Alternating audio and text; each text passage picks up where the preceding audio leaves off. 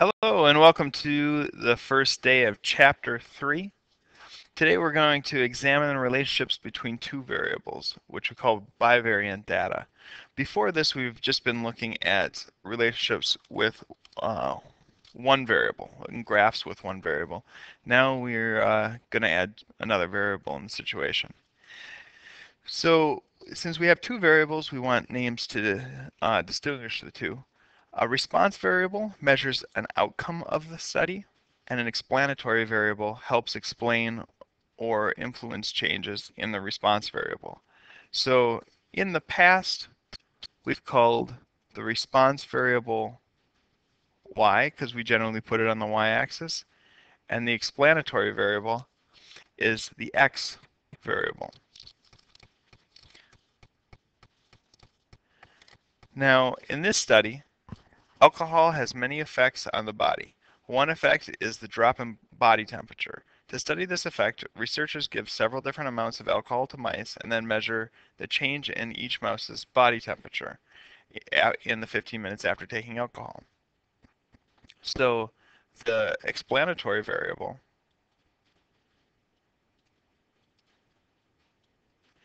is the alcohol, where the response,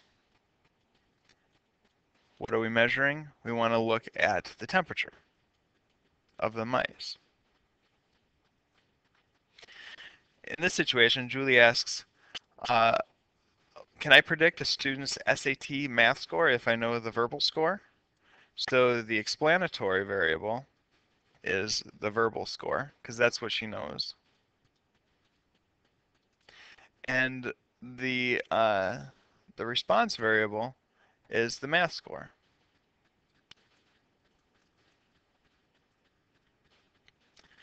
Now, manatees are large, gentle sea creatures that live along the Florida coast. Many manatees are killed or injured by powerboats. If we want to examine the relationship between number of powerboats and number of manatees killed, well, in this relationship, powerboats would be on the x-axis, and manatees would be on the y-axis, because motorboats kill manatees. Manatees don't increase the number of boats. So, so this would be your explanatory, and this would be your response. Remember that there may be some variables that are lurking in the background that can influence the relationship between variables. And I always ask questions about the data. So we need to be careful about claiming that one variable causes the other. Just like I can't be certain that motorboats cause manatees to be killed, even though they're the ones that are doing it. Maybe there could be some other influences, or we couldn't say here that verbal scores increase the math scores. So studying more on the verbal won't make an increase in your math score. So always be careful about using the word cause. Later on, we'll learn when it's appropriate to say the word cause. So what we want to do is we want to make a scatter plot that shows the relationship between the two quantitative variables measured on the same individuals. The values of one variable appear on the horizontal axis, and the variables of the other variable appear on the vertical axis. Each individual in the data appears as the point in the a point in the plot fixed by the values of both variables for that individual. A lot of words. I don't know why I read the whole thing. But, and remember, you always have to label both axes. So make the scatter plot by hand. This data shows the blood alcohol level, BAC, after drinking a certain number of beers. Now you can plot it on this axis. So if I split this up, 5 beers is 0.1, which is about there. And look at how, it's about there. Look at how when I made this graph, first I started with my axes. and I scaled them out appropriately. Going up by ones is going up by 0.03. And then I stick my data on my graph. Some people do it the opposite, stick data on and make their axis to accommodate that, and that's not what we want to do. If we do 2, that's 0.03. 9 would be 0.19. 8 is 0.12. All right, now can everybody pause their video and finish the rest of this graph? All right, once you're ready, this is the graph that comes out with the number of beers and your blood alcohol level. So the more beers you drink, it looks like it is correlated with the higher your blood alcohol level is, which makes sense. Now let's graph this on our calculator. All right, now I just paused the video and plugged all of those numbers in the calculator just so you didn't have to watch me plug them all in. If you need to plug them in, I'd pause the video and do that. To do this, what we click on now, once we have the two columns, beers in L1, blood alcohol level in L2, hit second y equals. In the first plot, we want to turn that on. We want to make sure our graph is this first graph, and our x list is L1, our y list is L2. Then we're going to hit zoom 9 and look at our graph.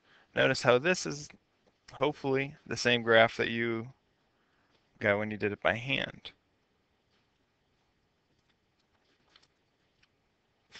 Now we can find the mean of the x, the standard deviation of the x, the mean of y, and the standard deviation of y by hitting stat.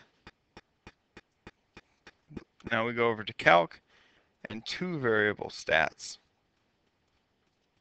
Now this default is just L1, L2, but if you have more things in there, you could hit L1, L2. So the x bar, which is the mean of the x, is 4.8125 with a standard deviation of 2.1975. So let's say just say 2.2. Now if we page down a little bit, we have our y mean. I can drag that over there. A y mean of 0.07375 and a y standard deviation of 0.044. Quick way to get those values. All right, now this is really important. When you're interpreting a scatter plot, there's certain things that they're asking you to do. In any graph of data, look at the overall pattern and for the striking deviations from that pattern.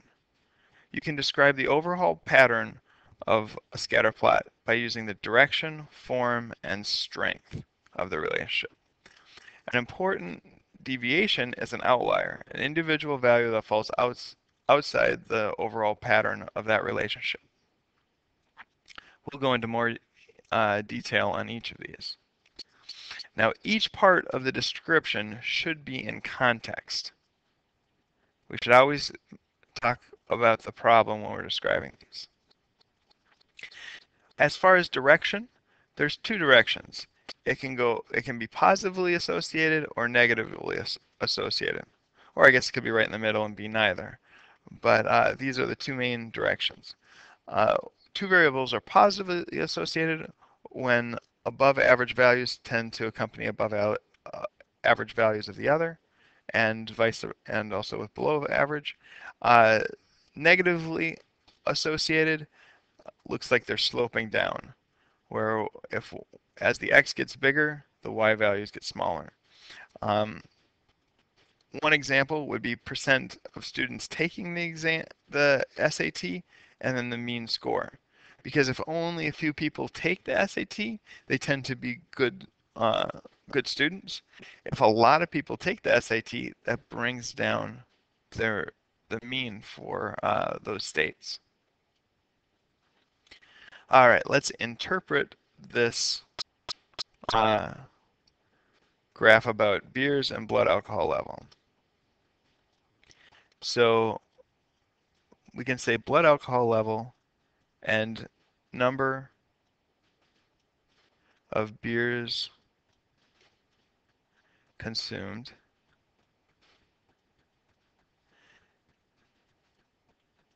has, so we need to talk about strength, and this looks like a fairly strong, so I'd say a fairly strong, positive, and linear relationship.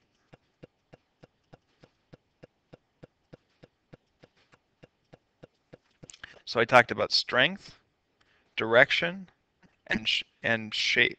Was it shape? Form. Sorry.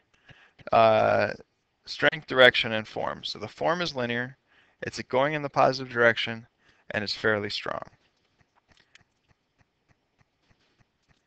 Now, we can also put categorical variables in scatter plots, and when we do so, we can do that by changing the colors. So, if you want to highlight a certain category within there, um, you can do so using colors within the chart. All right, that's the end of the first day. Good luck with the homework.